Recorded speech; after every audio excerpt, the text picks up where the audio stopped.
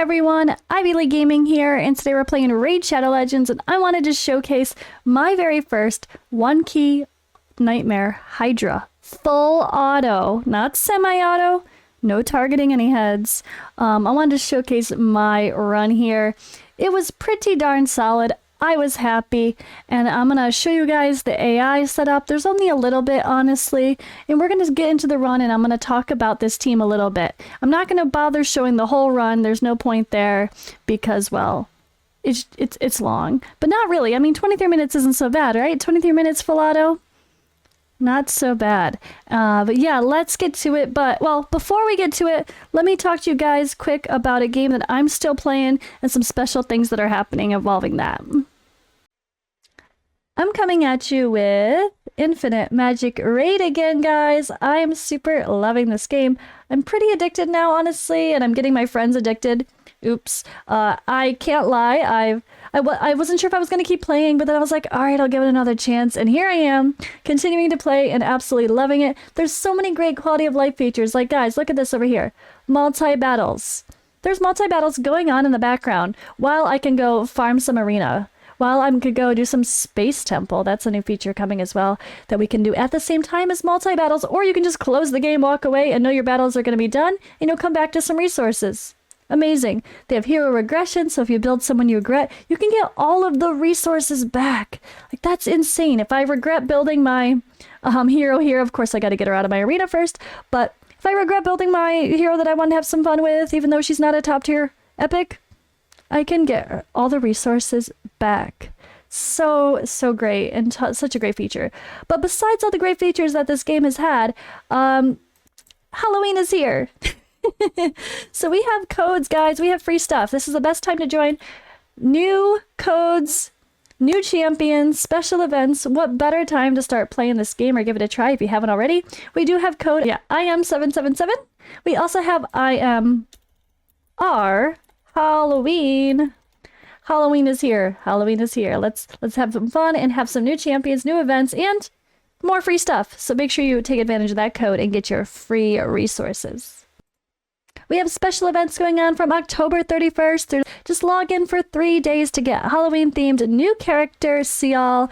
He is super fun. And we also have a character, Little Jack. So this hero is a legend hero, and he's going to be the top reward for one of the special events. We have the trio match, and we also have some limited dungeons going on to get some extra special rewards as well. So be sure to check out the special events that are coming with Halloween, and be sure to head on over to my Gotcha Games channel. I will link my video below. I have a longer version showing off the new Halloween events and how they are in game right now over on that channel. Plus, guys, come join me. I have a guild. I have friend spots. Come hang out with me and play Infinite Magicraid. Again, I'm really loving it. I'm addicted, getting my friends addicted. Sorry, not sorry. But yeah. Let's go back to Raid Shadow Legends for now. Alright, first we're going to show you guys the AI setup here. Geo's really the key in Mighty Uko, but for the most part, not much AI really needed, honestly, for this at least. Let's get to the run. Like I said, I'm going to talk through a little bit of it, but not the whole thing. I don't think it's necessary. We just want to show you guys what's going on here, the synergy of this team, and then I'll show you guys the builds. So we have Solus there as our provoker. He has an AoE provoke, so that comes in really handy for doing a full auto HYDRA run. Doing full auto without an AoE provoke would be really, really hard. He does have an A2 that also provokes and hits a couple enemies, and sometimes you get lucky and he does actually use his A2 on the right head. Not always, though. That's unfortunate. But that's also why I have Mighty Uko as our lead champion, who has an AoE on the A1 and an AoE A2 in a provoking set. So we are provoking by way of the set as well, just for that extra chance to keep decay controlled. Now, because Uko is in the lead spot, they're also being boosted by Shamel's passive, which is really helpful. It makes that leader go so often. So having someone with an AoE like Mighty Uko in that lead spot, also just besides making sure those skills that they use, those debuffs they place, the buffs they place, the reviving, whatever they do, making sure that happens more often, you're also going to do more damage because of War Master procs. So that comes in handy. Now, the unfortunate thing is I don't have Smite debuff on Uko. I actually had it pop up in the shop at a time when I did not have enough essence, unfortunately, so that's a bit regretful. But we do have the Smite debuff on, Smite debuff through the Blessing, Brimstone. We have that on Solus. So that does happen. We do have some smites popping around here, which really helps our damage. So back to Solus. Of course, he also on his A3, he also extends debuffs. That helps to keep up all the debuffs very well, including Geo's a very important HP burn. And it allows it to go through all the heads. We really do have to prioritize the A3 for Geomancer to just always go whenever it's ready, or else he won't use it if there's already a burn on someone still, so that's kind of silly, but we really want to make sure that he is using that burn on all the heads as much as possible. Of course, the AI is really dumb, and they do not prioritize a devoured champion in the head. It's so silly. They should always prioritize whatever head has devoured someone, but they don't. So that's just one of those things. Hopefully they'll improve over time, but for now, it is what it is. This is, again, full auto. So in this run, guys, this is the run that did less damage. I think I already talked about the one, but I mean, 50, what was it? Sorry. What did I do? I did 59 million when I redid this, but this run right here that I'm showing right now, this run was only 36.68, so we just barely did our 1 key. So this run is with a little bit different gear, just slightly, but I'm going to show you my better version of the gear, don't worry. But all right, so we have Geo, of course. We love Geo for his passive. He's amazing, especially at high levels of Hydra. He's also especially amazing when the Head of Wrath is around, which luckily I think is part of this starting rotation as well. So that just starts you off on a good foot, get you going with some big old damage. I did turn off Geo's A2 like I showed in the AI settings. And then we have Ugo. Ugo is such a good healer, cleanser, and of course block buffs are definitely going to stay up. Between block buffs with multiple champions, seems pretty solid. Now, I do think Mighty Uko's block buffs is still bugged against a Head of Wrath. I haven't noticed it particularly land, so I've got to have to keep an eye on that or rewatch the video. But unfortunately for this run, I have Ugo. You could also use Lydia is a great one to put in this team as well, because her and Shamel are an amazing duo. Plus, she can help to make sure the block buffs are up on all the champions if a champion like the Head of Wrath, for some reason, is not getting targeted or it's not landing because of weak hits. Just that's something to consider as well.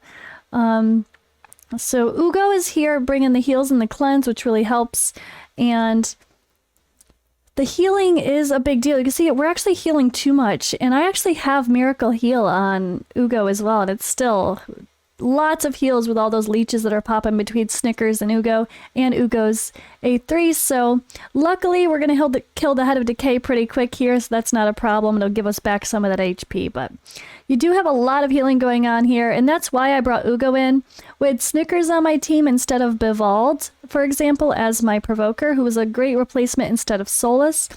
Snickers is great and all. He has shields and stuff, and he does throw around some leeches, but not enough to be the only healer. So that's why I brought Ugo into this team.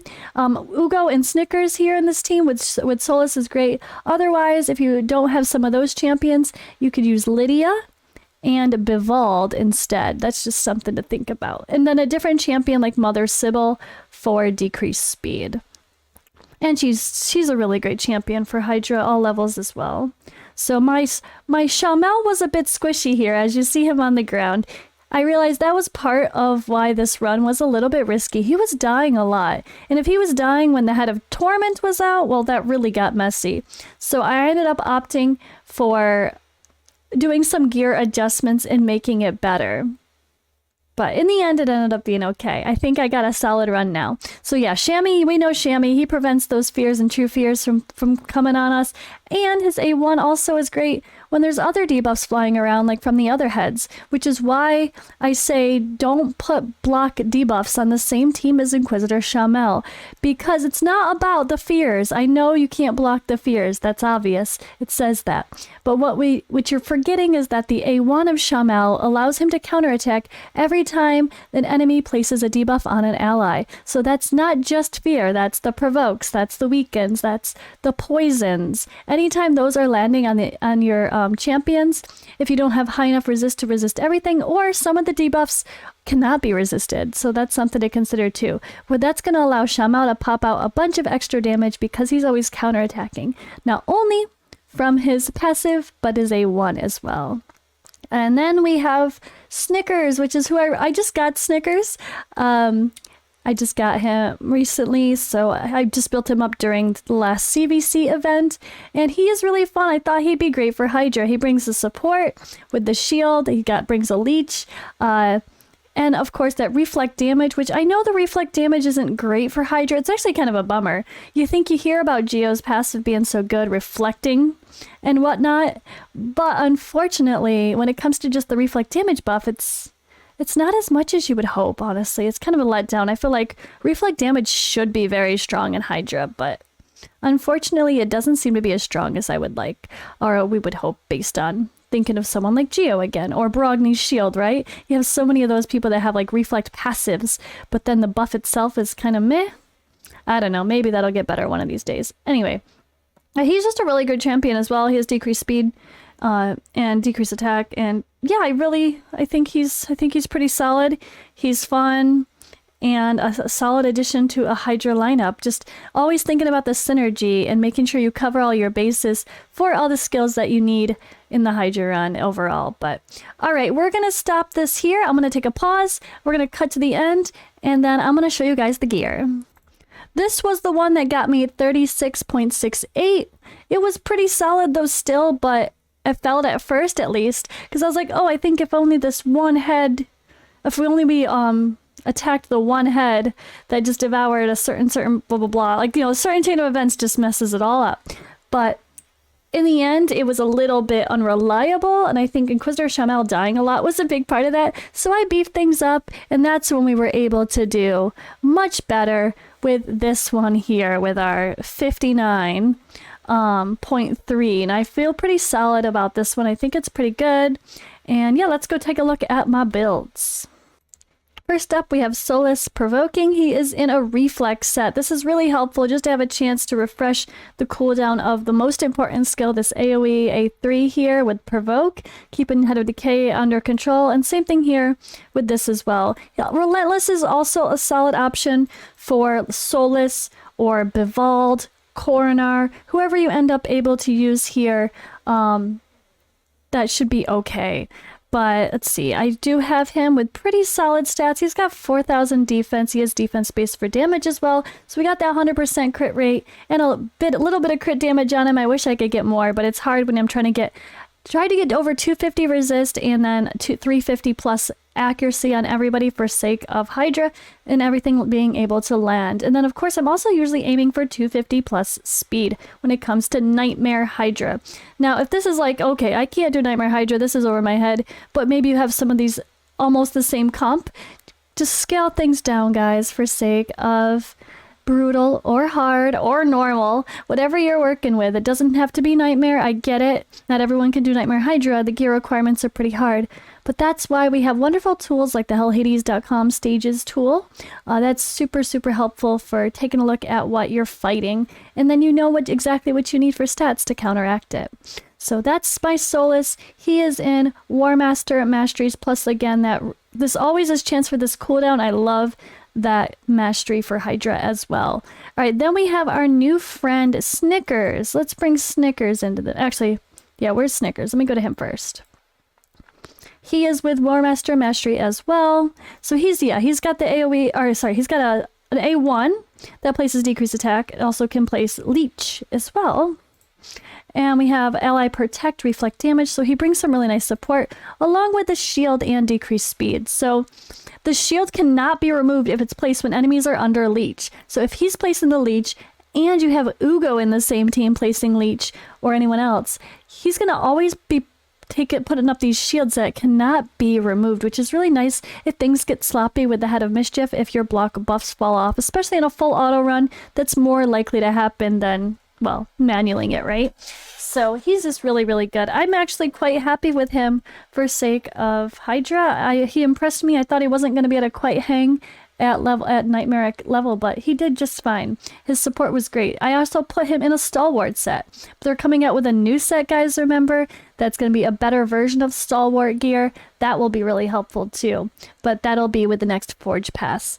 But I gave him really good survivability with that 75,000 HP. He is HP based also for damage, so I did want to get 100% crit rate on him.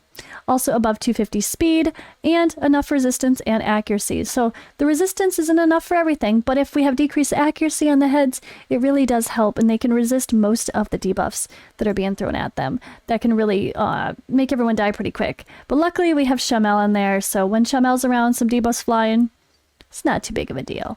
All right, and then we have Mighty Uko as the lead here. They are really great in the lead position because they also have a 20% speed in all battles aura, which is really helpful. They have an AoE A1, so putting them in a provoking set is really, really smart. I gave them some good survivability as well, being that they are my reviver, after all. And then of course above 250 speed as well, and above 250 resist and 350 or above accuracy. Masteries, same thing, kind of go a very similar route.